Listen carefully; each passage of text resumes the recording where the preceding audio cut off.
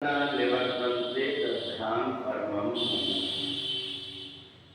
जीवन में हम जो कुछ भी काम करते हैं, चाहे वो धन कमाने के हो या परिवार के लिए हो, ये हमारा समय संसार के लिए होता है। परंतु यदि हम थोड़ी देर के लिए सत्संग में बैठ जाते हैं तो ये परलोक के लिए होता है। हमारा इहलोक भी और परलोक भी दोनों भी सुधर जाता है। ये जो समय है हमारा, जितना समय हम भगवान की कथा में चर्चा में बैठ गए, ये हमारे जीवन का बहुमूल्य समय होता है। क्योंकि ये जो समय है ये परमात्मा से जुड़ने का समय होता है। और जीवन में जब कभी कोई परेशानी आती, ये धर्म ही आड़े हो जाता व्यक्ति का। एक घड़ी आधी से भी आध, तुलसी चर्चा राम की कटे कोटि अपराध। थोड़ी देर भी अगर हम बैठ जाते तो ये जो समय हमारा है, ये पता नहीं कब किस प्रकार की मुसीबत से बचा देता है।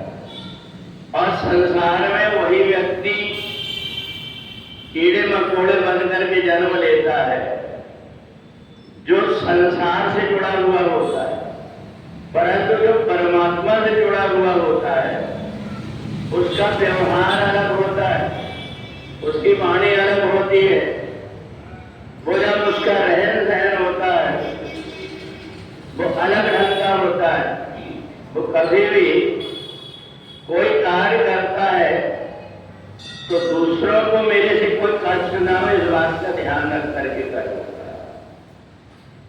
और इसलिए भगवान ने गीता में इसको अक्षर ब्रह्म योग कहा। दान, घर बनाना, दुकान बनाना, एक ना एक दिन ये मिट जाता है। परंतु हमने जो परमात्मा के लिए समय दिया, परमात्मा के लिए जो कुछ भी हमने किया हुआ है, ये अक्षर हो जाता है, कभी मिटता नहीं। और एक बात और है, संसार के व्यक्ति के लिए तुम कितना भी कर लो, परंतु जब उसका स्वार्थ सिद्ध नहीं होता तो वो तुमसे मोह बना देगा। परंतु परमात्मा के लिए तुमने थोड़ा सा भी किया तो परमात्मा उसको कभी भूलते नहीं। इसलिए जो व्यक्ति शरीर छोड़ करके संसार से विदा होता है तो ऐसा व्यक्ति जो परमात्मा से जुड़ा हुआ है, उसका चेहरा देख करके लगता है कि अपने परमात्मा को सामने देख करके और यहाँ से विदा हो रहा है। इसलिए उसके चेहरे के अंदर प्रसन्नता होती है, वो भाव से भरा हुआ होता है। जिस प्रीतम की, जिस परमात्मा की हम कथा सुनते थे, नाम लेते थे, उसी परमात्मा के धाम हम जा रहे हैं, ऐसा मान करके उसको परम आनंद से शरीर उसका कैसे छोड़ देता है इसका कोई पता ही नहीं लग पाता। तो इसलिए भगवान ने कहा ये जो कार्य है तो हम अच्छा काम करते धर्म का, ये हमारे साथ में जाता है।